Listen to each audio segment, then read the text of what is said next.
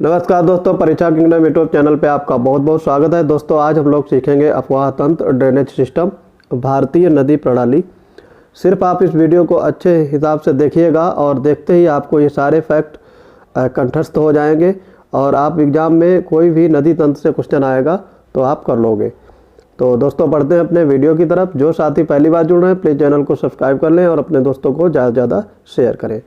तो देखो, भारतीय नदी प्रणाली में दो टाइप की नदियां आती हैं, एक हिमालय नदी तंत्र और दूसरा प्रायद्वीपीय नदी तंत्र। हिमालयी नदी तंत्र में आपका सिंधु नदी तंत्र, गंगा नदी तंत्र और ब्रह्मपुत्र नदी तंत्र, इस तीन प्रकार के नदी तंत्र आते हैं। और प्रायद्वीपीय नदी तंत्र में आपका पश्चिमी घाट की ओर से बहने वाली नदियाँ और विंध्य क्षेत्र से बहने वाली नदियाँ, दो भागों में बांटा गया है। और उसके बाद में पुनः दो भागों में बांट दिया गया है। अगेन पश्चिमी घाट में आपकी 4 नदियां आती हैं नदी तंत्र और विंध्य क्षेत्र में 3 नदियां आती हैं। ठीक है, तो कृष्णा नदी, गोदावरी, कावेरी, पेनार, ये आपके पश्चिमी घाट की ओर बहने वाली नदियां हैं। और विंध्य क्षेत्र में नदियां बहती हैं आपकी महानदी, नर्मदा और ताप्ती। अब हम लोग देखते हैं हिमालय नदी तंत्र के बारे में विस्तार से। हिमालय नदी तंत्र में सिंधु नदी तंत्र पहला देखते हैं। सिंधु नदी तंत्र में आपकी 6 नदियां आती हैं, सिंधु नदी, सतलज नदी, चेनाब नदी, रावी नदी, व्यास नदी और झेलम नदी। इनके बारे में विस्तार से चर्चा करेंगे। उद्गम क्षेत्र, इनकी लंबाई, इनका जो मुहाना यानी जहाँ पे ये विसर्जित हो जाती हैं या गिरती हैं, और इनकी सहायक नदियाँ कौन कौन सी हैं। ठीक है, तो बारी बारी से देखते हैं। पहले सिंधु नदी देखते हैं। सिंधु नदी का उद्गम स्थल है मानसरोवर झील, तिब्बत। लंबाई इसकी है 2880 किलोमीटर, इंडिया में 1114 किलोमीटर। इसका मुहाना है संगम जहाँ ये गिरती है अरब सागर में। और सहायक नदियाँ हैं सतलुज, चेनाब, रावी, व्यास, झेलम, कुर्रम, गोमल, काबुल, श्योक, सिंगार और गिलगिट। सतलज नदी का जो उद्गम क्षेत्र है वो आपका है मानसरोवर झील, तिब्बत। तो सिंधु नदी का और सतलज नदी दोनों का जो उद्गम स्थल है वो सेम है।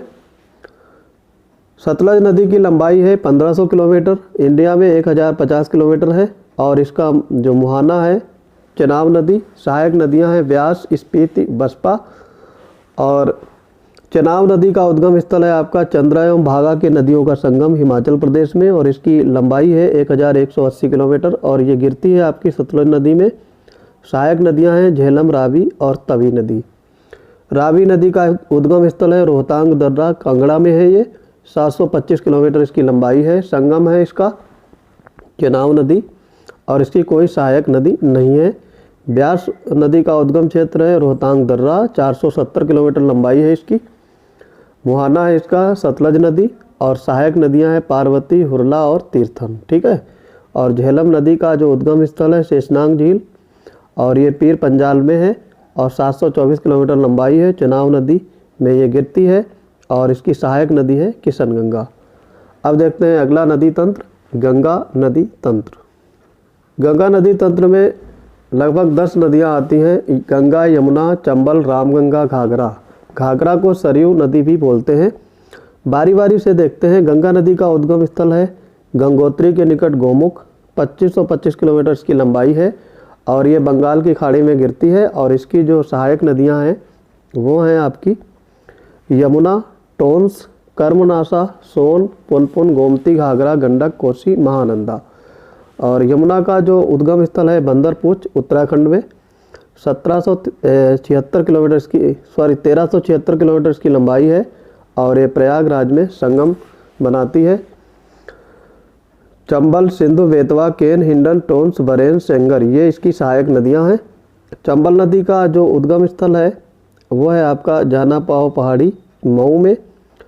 960 किलोमीटर लंबाई है इसकी और ये इटावा के निकट यमुना में मिल जाती है। और काली सिंध, बनास, पार्वती, छिप्रा और खारी, ये सहायक नदियां हैं इसकी। रामगंगा ये नैनीताल के समीप इसका उद्गम स्थल है, 696 किलोमीटर लंबाई है। कन्नौज के निकट ये गंगा में मिल जाती है और इसका जो सहायक नदियां है वो है खोन। घाघरा सरयू नदी का मापचा चुंग हिमानी, ये तिब्बत का पठार है, जहाँ पे इसका उद्गम स्थल है।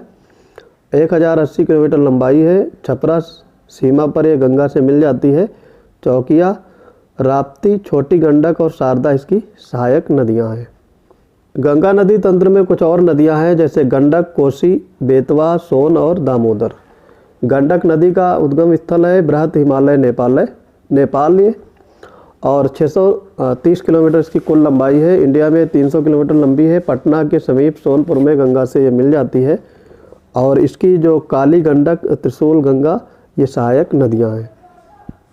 तिब्बत नदी का जो उद्गम स्थल है तिब्बत का पठार। कोसी नदी का उद्गम स्थल तिब्बत का पठार है और 729 किलोमीटर इसकी कुल लंबाई है। भागलपुर के निकट गंगा से संगम बनाती है और अरुण इसकी सहायक नदी है।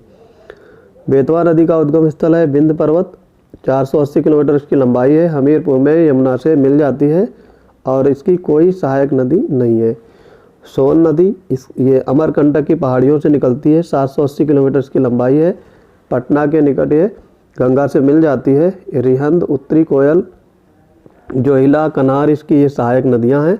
और दामोदर का उद्गम स्थल है छोटा नागपुर पठार, 592 किलोमीटर इसकी लंबाई है। हुगली नदी में ये मिल जाती है।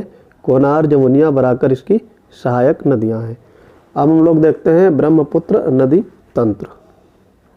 ब्रह्मपुत्र नदी तंत्र इसका उद्गम स्थल है चौमांगयुंग डुंगर हिमानी, तिब्बत में सांगपो बोलते हैं इसको, ब्रह्मपुत्र नदी तंत्र को। और 2900 किलोमीटर इसकी कुल लंबाई है। पद्मा से ये मिलती है, गिरती है उसमें, यानी यमुना गंगा नदी जो है ब्रह्मपुत्र नदी जो है गंगा में मिल जाती है। बांग्लादेश में इसे पद्मा के नाम से जाना जाता है। इसकी सहायक नदियां हैं डिबोग, लोहित, संसरी नोवा, तिस्ता, मानस, सुवर्णश्री, कमांग, संकोश, कालांग और दिवांग, ये इसकी सहायक नदियां हैं। तो दोस्तों ये था ड्रेनेज सिस्टम का पहला वीडियो। अगले वीडियो में हम लोग प्रायद्वीपीय भारत की नदियों के बारे में विस्तार से चर्चा करेंगे। तो दोस्तों चैनल को ज़्यादा से ज़्यादा शेयर करिए। अगर वीडियो आपको पसंद आया हो तो चैनल को सब्सक्राइब करिए। मिलते हैं अपने अगले वीडियो में, तब तक के लिए पढ़ते रहिए। जय हिंद।